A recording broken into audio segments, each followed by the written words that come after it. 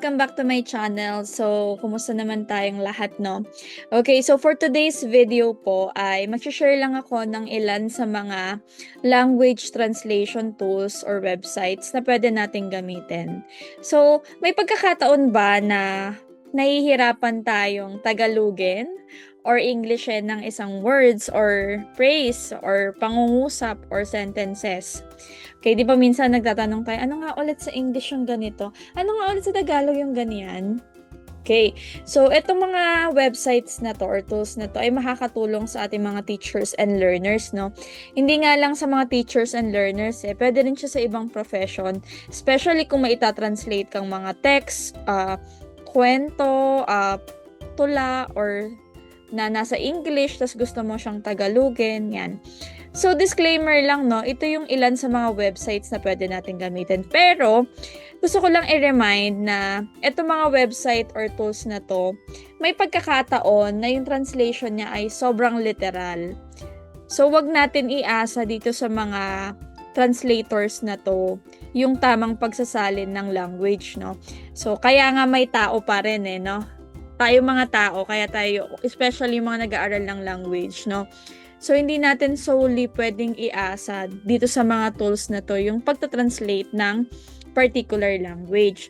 So, ito ay pantulong lang, no, para mabigyan tayo ng idea ano kaya yung words na suited para dito sa language na to based dun sa target na language na gusto mong pagsalinan. So, reminders lang yun. Huwag natin iasa dito sa mga application na to.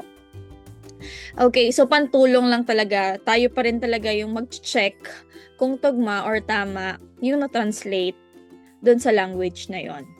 Okay, so simulan na natin, no?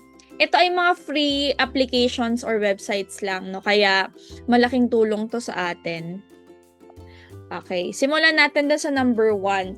Of course, ito alam na alam natin to, no? Itong Google Translate or Google Translator. Okay, so Google created Google Translate, a multilingual neural machine translation tool to translate documents, web pages, and text between languages. So, ito ay alam na natin kasi isang search lang natin sa Google, lalabas na to agad kung ano yung language na gusto nating i-translate dun sa target language na gusto nating pagsalinan. So, tingnan natin, pakita natin etong unang website na to. So, ang gagawin lang natin, yan, punta tayo sa Google. Tapos, search lang po natin yung Google Translate. Yan, Google Translate. Ayan, so lalabas na siya agad. So, dito makikita natin ano ba yung language na isasalin natin. Let's say, Filipino. Yan. Tapos, gusto mo siyang isalin dun sa target mo na language which is yung English. Yan. Sige. Okay. Example.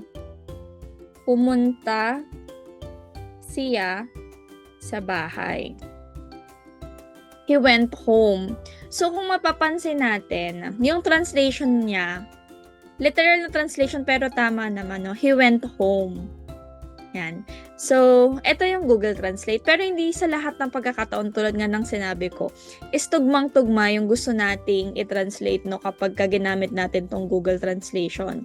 Kaya, dapat tingnan nating mabuti, i-proofread nating mabuti kung tugma pa ba or eksakto pa ba yung mga terms or grammar gamit itong Google Translator na ito.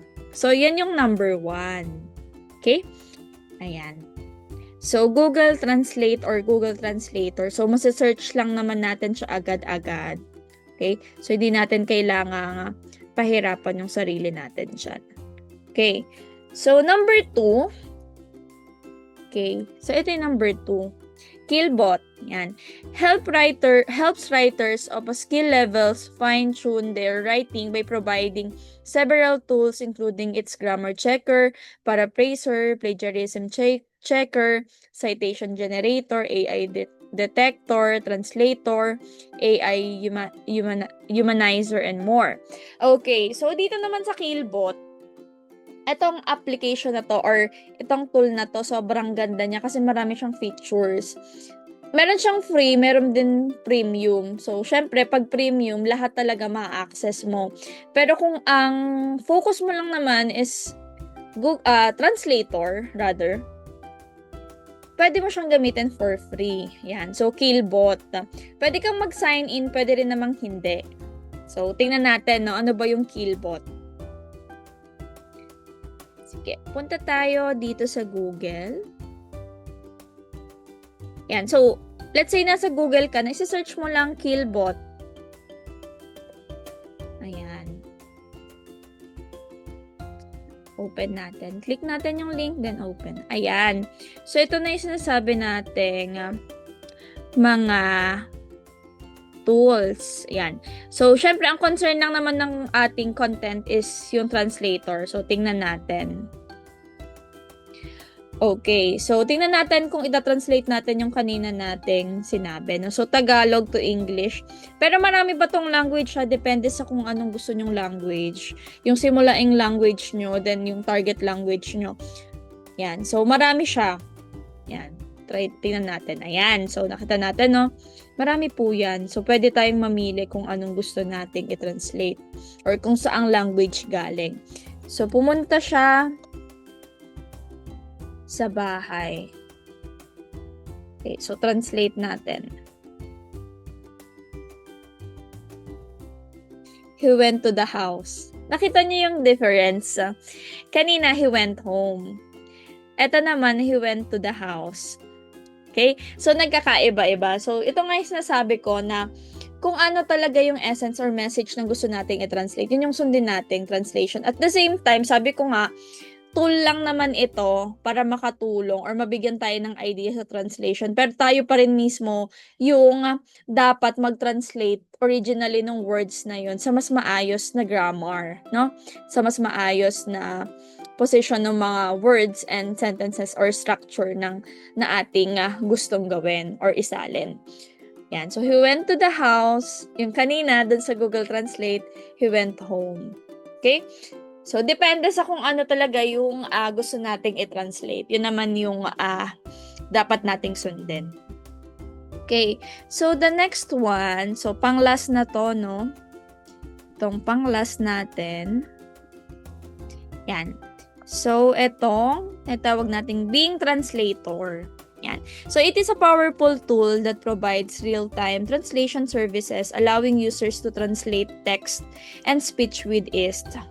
Yan. So, kagaya ng ginawa natin kanina, ang gagawin lang natin, pupunta tayo ngayon ulit sa Google. Yan, share ko lang. Okay, so Google. Search ulit natin sa Google. So, sabi ko kanina, diba, Bing Translator. Okay, so search natin Bing. Ayan, Bing Translator. So, pindutin lang natin. Yan. So, ganito yung itsura niya. So, pwede rin tayong makapili ng language kung anong gusto nating isalin at yung pagsasalin na nating target na language. Okay. So, pumunta siya sa bahay. Okay. He went or she went. So, tingnan nyo, nakita nyo. Dito naman, meron na siyang nilagay kung he or she. He or she went to the house.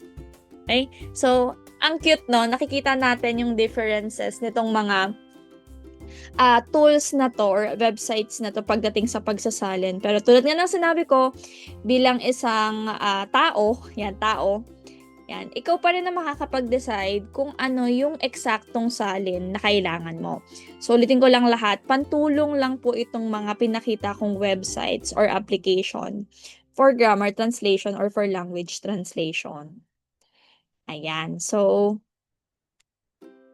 ayan po yung Bing Translator.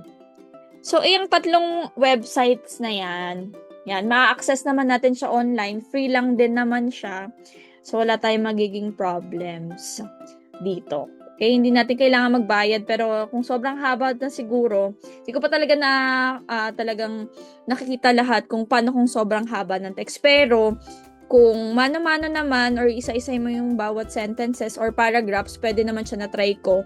Pwede naman siya, no? So, makakatulong tong mga translators na to sa atin kapag meron tayong mga gustong i-translate na language, no? Or nahihirapan tayong mag-translate. Ako, kahit language teacher ako, may pagkakataon na chine-check ko pa rin talaga yung translation online or gumagamit din talaga ako ng tools. Pero sabi ko nga kanina, ako pa rin naman yung magde-decide kung talagang originally nakuha niya yung essence ng gusto kong isalin. Okay? Mula dun sa language na yun. Papunta dun sa target na language. Yun lang naman, sana po ay nakatulong sa inyo itong content na to about different tools or websites for translation or language translation. Yun lang. Thank you so much for listening.